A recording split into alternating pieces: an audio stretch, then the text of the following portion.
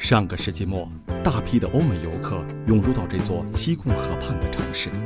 他们观光、购物和寻找着历史的痕迹。在这座城市，很多团队会把游览的第一天安排在市政广场。这里除保留有古老的法式建筑外，还安放着一尊老人与儿童的塑像。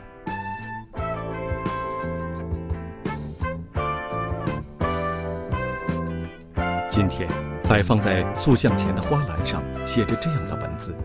永远怀念伟大的胡志明主席。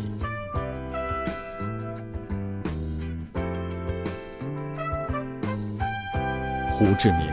这位为越南统一事业奋斗了一生的老人，最终没能看到越南南北的统一。因此，为了纪念他，人们将这座城市命名为胡志明市。胡志明市是越南国内最大的城市，许多人向往这座城市的原因，不仅仅是它的美丽，还有它承载了厚重的历史变迁。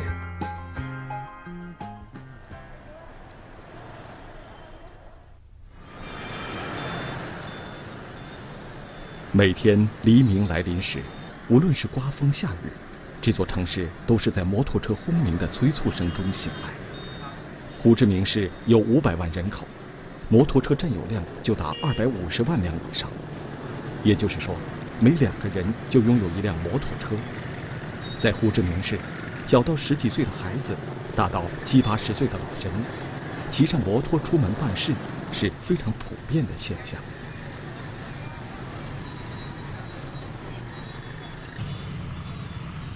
阿强和阿珍都是参加工作不长时间的年轻人，每天他们上下班和外出的交通工具都是摩托车。阿珍和阿强所在的公司正在胡志明市开展一项活动，这就是寻找100个你最值得一去的地方。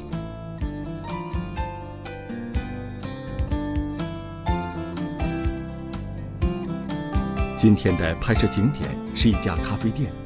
阿强和阿珍的工作就是把每一个场景拍摄得漂亮奇特，然后配上说明文字，再把这些照片发布到网站上，让那些关心胡志明市的人来做个评价。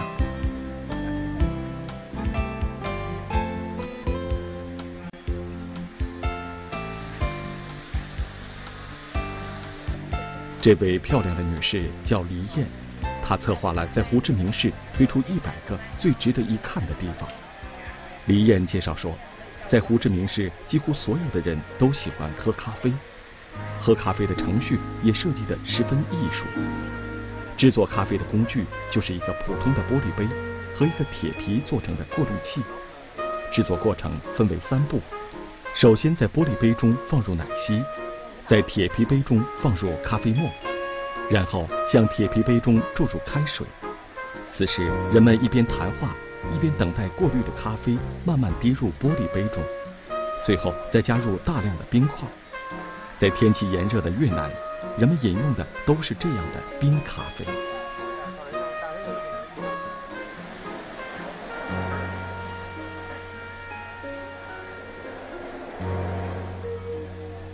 到过胡志明市的人都会有这种感觉，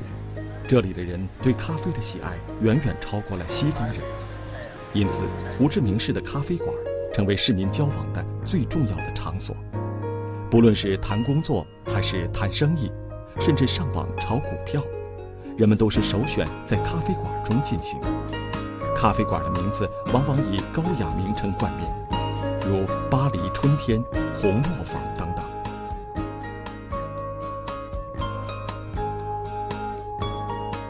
吕国庆在胡志明市从事文化发展工作，他请我们看了一个2010年的越南挂历，上面介绍的很多城市建筑都是法国风格的。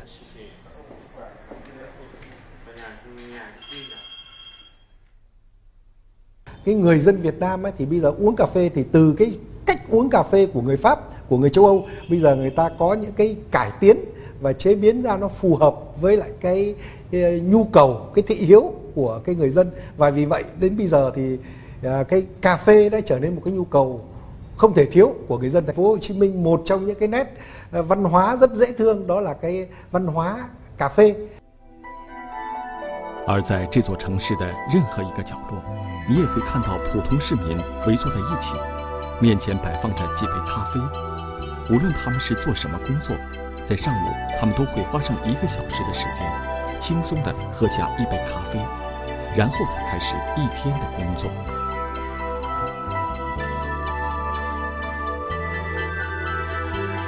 越南人今天对咖啡的喜爱，是源自于100多年来法国人对他们的影响。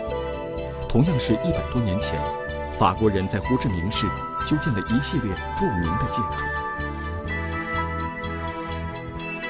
铜旗路上的圣母大教堂是一座地标式建筑，教堂左右两侧建有尖顶钟楼，正面的圣母雕像是1945年罗马教会所造。教堂在风格上完全仿照法国巴黎圣母院的设计。每个周末的下午，大教堂会举行弥撒，神父会领着信徒用越南文唱诗。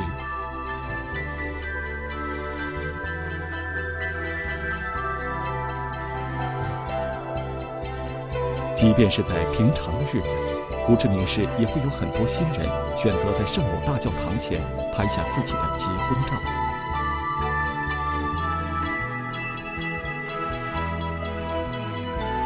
1869年，法国人在这里修建了若罗敦宫，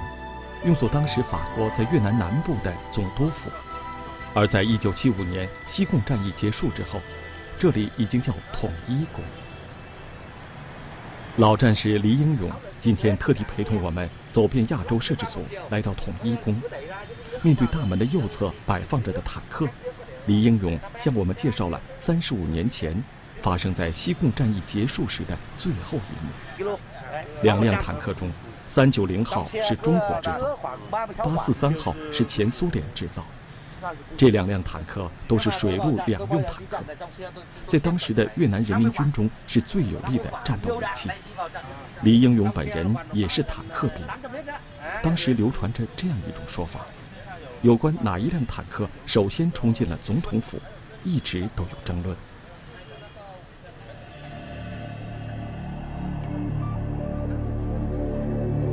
通过观察当时的照片，发现是843号首先撞开大门，但是却被卡在了门上。最后390号成为了第一个冲进总统府的战车。现在的统一宫是在1962年翻修的，当时是作为南越政府的总统府，面积比原来有所扩大，建筑占地2万多平方米，楼内有100多间房，楼下有坚固的防御室，楼上有供直升机起落的平台。vì đây bị đánh bom rồi, cho nên là không còn chỗ nào để lên xuống. 我们的越南部队进来后，进来的之前，我们有个飞机来一个挑的炸弹，因为炸弹到这里就把这个破烂，没有其他的地方给直升降落了，只有中美国大使馆那边有。按照黎英勇的说法，屋顶平台在西贡战役中被越南解放军的飞机投下的炸弹击中，而无法使用。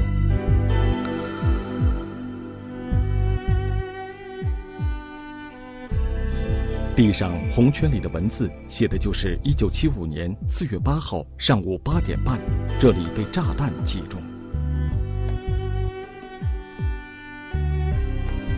由于总统府上的直升机平台不能使用，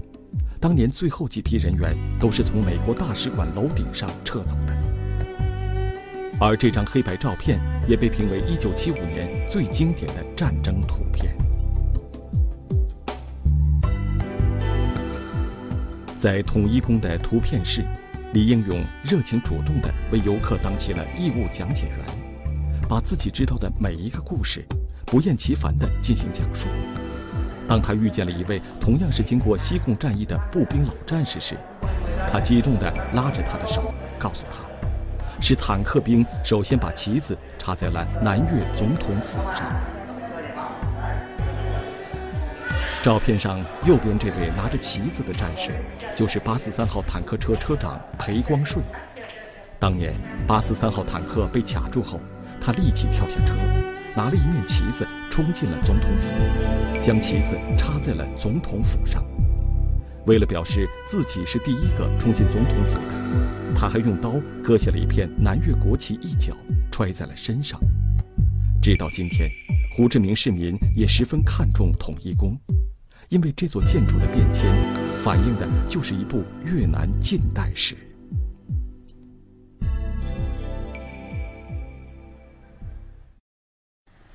在同黎英勇告别时，我们注意到黎英勇本人也是残疾军人，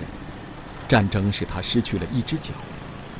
在参观统一宫时，他却一直精神抖擞，为我们忙前忙后。而且，生活中黎英勇也是用摩托车作为交通工具。离开统一宫，我们又赶往黎燕所在的文化公司。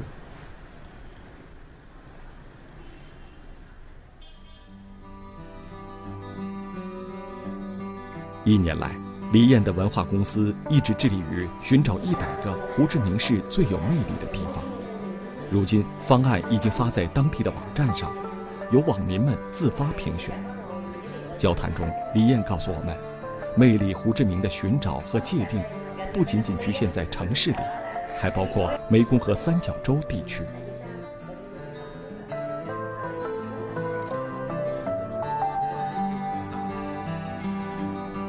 起源于青藏高原的澜沧江湄公河，经过4800多公里的流淌，最终在越南南部北纬10度线左右，冲击出一块三角洲平原，这就是著名的湄公河三角洲平原。由于湄公河在临近出海的平原上分成众多的河道流向大海，越南人也因此把越南境内的湄公河称为九龙江。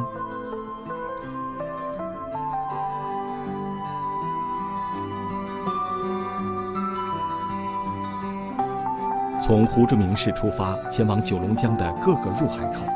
最近的要40公里，远的则有100多公里的路程。三角洲平原上河道纵横交错，在这样的地区通行，除了公路和桥梁，人们更多的是要依靠轮渡。